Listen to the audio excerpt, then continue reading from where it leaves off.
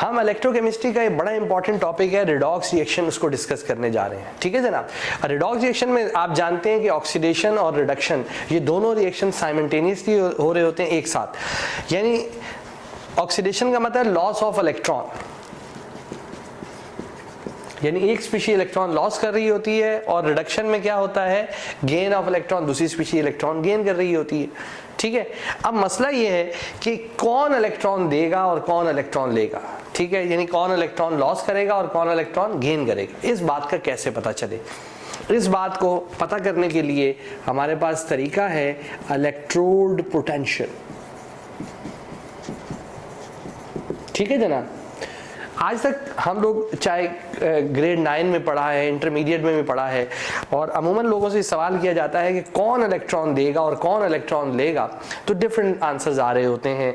Electronegativity जिसकी ज़्यादा होगी वो इलेक्ट्रॉन लेगा, जिसकी इलेक्ट्रोनेगेटिविटी कम होगी वो इलेक्ट्रॉन देगा, जिसकी IP, ये सारी बातें ठीक हैं।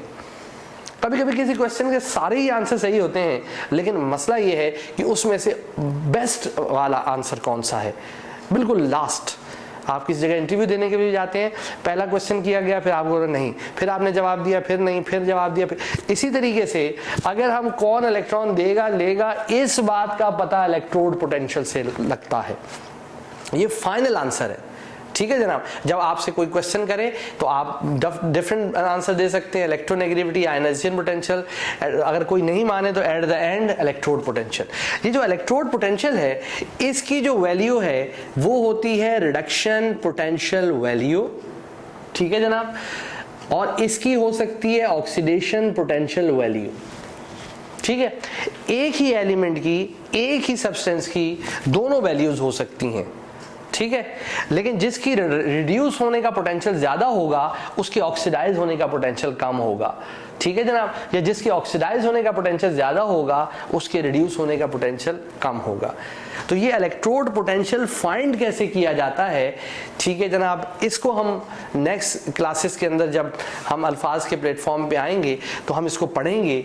ठीक है जनाब। उसको फाइंड कैसे करते हैं और फिर उन वैल्यू को कैसे यूटिलाइज करते हैं।